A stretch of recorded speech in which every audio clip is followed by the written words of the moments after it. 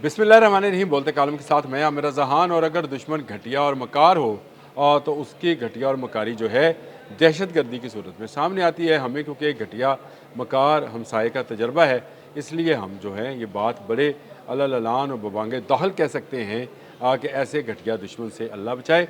अब के बार जो है इसराइल ने ईरान पर चोर रास्ते से हमला किया है, वैसा ही हमला जैसा भारत जो है वो पाकिस्तान की सालमियत पर करता है, कभी अफ़गानिस्तान से कभी बलूचिस्तान में, वैसा ही हमला जो है इसराइल ने शुरू किया है। और दहशत गर्दाना कार्रवाइयाँ जो हैं वो शुरू कराई गई हैं। अगर आपको याद है तो ये जो जंग गई 40 रोज़ा ईरान अमेरिका जंग, इसके दौरान भी कुर्द बागियों से कहा गया था कि ज़मीनी रास्ते से इराक़ की तरफ, इराक़ और ईरान की सरहद पर जो कुर्द हैं वो जो हैं उनसे कहा गया था कि ज़मीनी रास्ते से हमलावर हों, हम आपके साथ हैं, कदम बढ़ाओ कुर्दो, हम तुम्हारे साथ हैं। ये इसराइल का नारा था, लेकिन इसका कोई फ़ायदा नहीं हुआ। लेकिन अब एक तंजीम है होरी हेवा।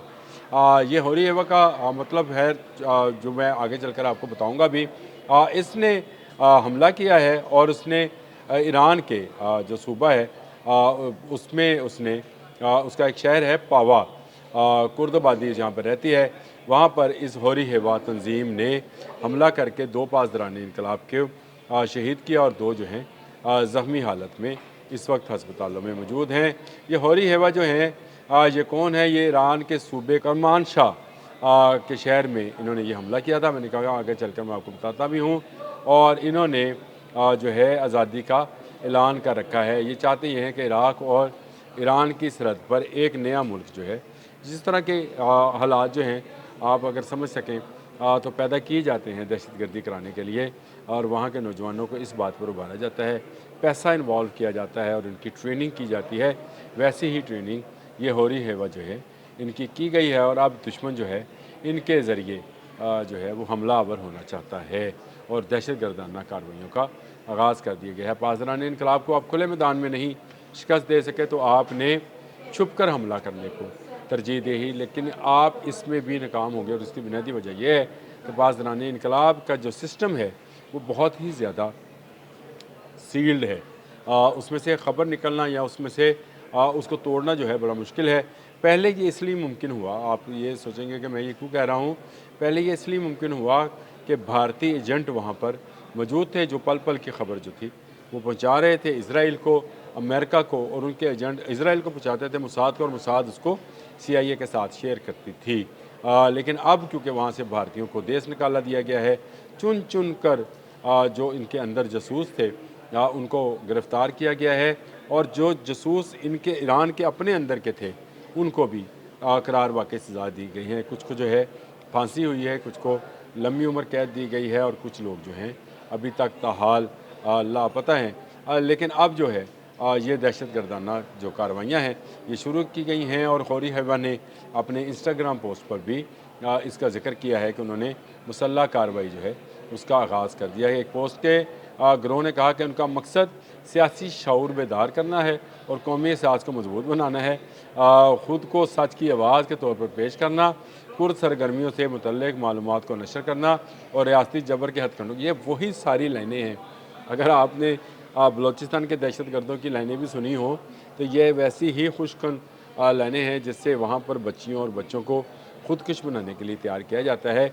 वैसे ही जो है इज़राइली जो है इस तंजीम को तैयार कर रहे हैं, जैसे उन्होंने यहाँ पर किया वैसे ही ख़यालात वहाँ पर इंजेक्ट किए जा रहे हैं, ताकि पासदारान इनकलाब को या ईरान को अंदर से खोखला किया जाए और फिर इस खोखले ईरान पर कब्ज़ा कर लिया जाए। होरी हेवा नामी तंजीम जो है ये कुर्द बागी हैं, और ये कुर्द बागियों की भी अगली किस्म है जो इस तरह के मुसल्लह हमलों में मुलव्वस रहती है। ये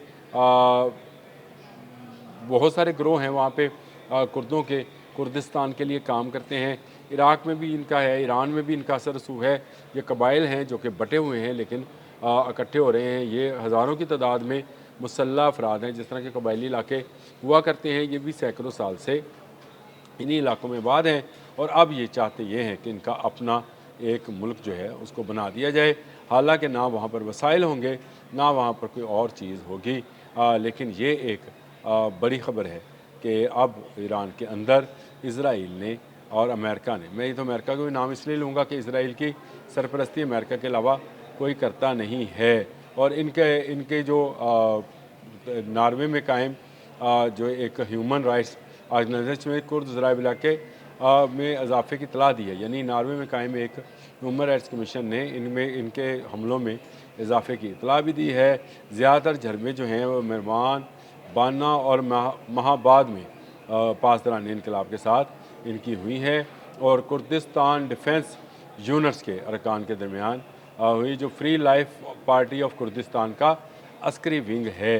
अगर जो हैवी है बने फ्री लाइफ पार्टी कुर्दिस्तान के साथ इज़हार यकजहती किया है और अब ये मिलकर जो है ईरानी पासदारान के ख़िलाफ़ कार्रवाइयाँ करने का इरादा रखते हैं। यानी एक इस जंग को मज़ीद बढ़ाया जाएगा, लेकिन उस जंग को बढ़ाने के लिए कुछ ही सरहदी झड़पें यानी किस दो मुल्कों के दरमियान झड़पें नहीं होंगे, अंदर से कबायलियों को उभारा जाएगा। वो जो अमेरिका की या इसराइल की ख्वाहिश थी कि कुर्द जो हैं वो बंदूक असला उठाएँ और ज़मीनी कार्रवाई का आगाज़ करें, फ़ज़ाई कार्रवाई और मिसाइल्स जो हैं उससे उनकी इसराइल मदद करेगा।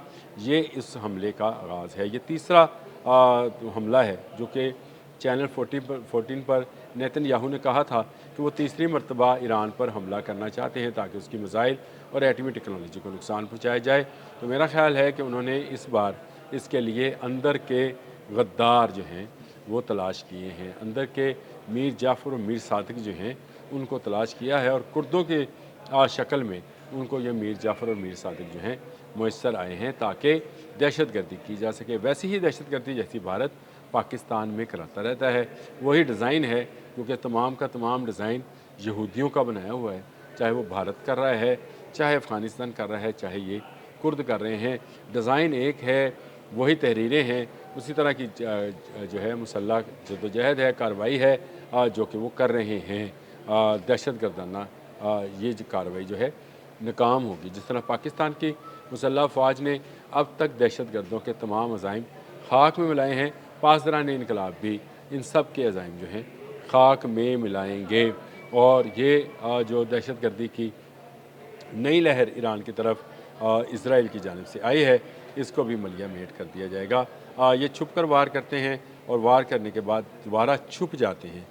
ये एक मसला रहता है, लेकिन आहिस्ता आहिस्ता देखिएगा कि पासदारान इनकलाब जो हैं वो इंसाफ करते हैं बेरहमाना, वो इंसाफ को तूल नहीं देते हैं। उन्होंने अब तक जितने जासूस पकड़े हैं उनके साथ बराबर इंसाफ जो है वो कर दिया।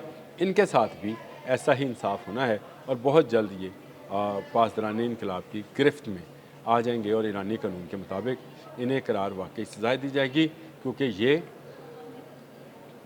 पासदारान इनकलाब के कातिल हैं और कत्ल की जो सज़ा ईरान में राइज है वो आप सबको पता है। अब तक के लिए इतना ही। अल्लाह हाफ़िज़।